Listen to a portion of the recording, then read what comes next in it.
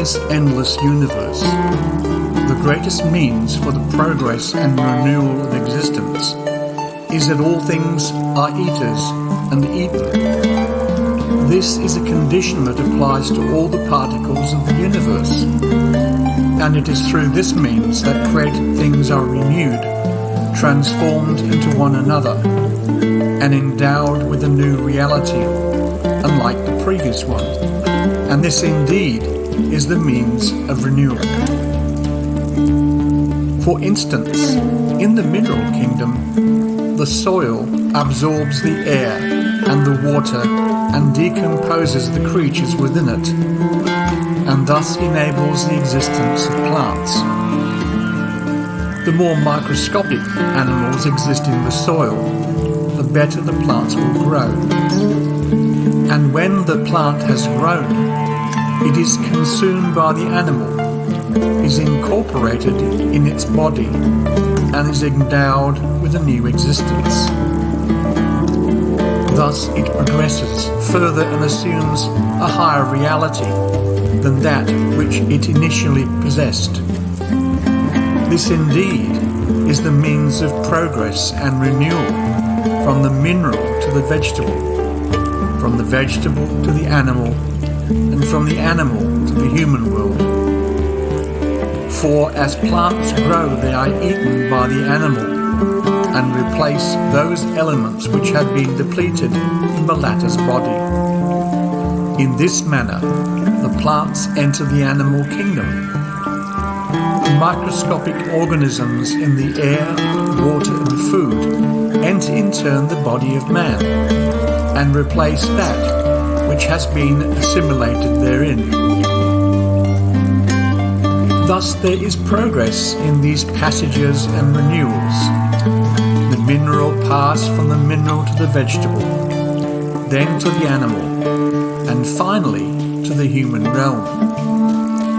And were it not for the cycle of the eater and the eaten, no renewal would take place. Such a renewal, however, is one of the inherent requirements of existence, and all contingent things are bound to pass from one condition to another.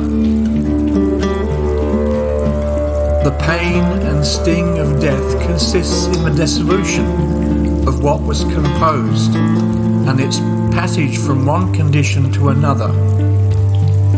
When one is accustomed to composition, then decomposition is a painful torment. When one is used to a certain degree and station, it is difficult to take leave of it. It is therefore clear that death is merely the passage from one condition to another. Thus, if a predatory animal devours another animal, the latter has in reality not been abased, but has been decomposed and recomposed, found a renewed existence, and passed from one body to another. This motion and renewal of beings gives rise to the orderly arrangement and interconnectedness of all things, and were it not for these passages across the vegetable, animal, and human realms, the chain of being would be broken, and the innate order of nature would be disrupted.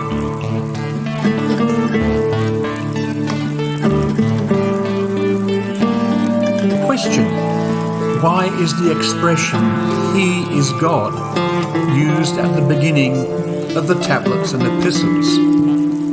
Answer: this is a common practice in the East among the Muslims, and their intent is that one must begin all things with the mention of God. But what is intended in the divine tablets is that the reality of the divine essence is sanctified above all understanding, exalted beyond all imagination. For whatsoever man may imagine is encompassed by him, and that which encompasses is without a doubt greater than that which is encompassed. It is therefore clear that what is imagined is the creation, not the creator. For the reality of divinity is sanctified above all human fancy.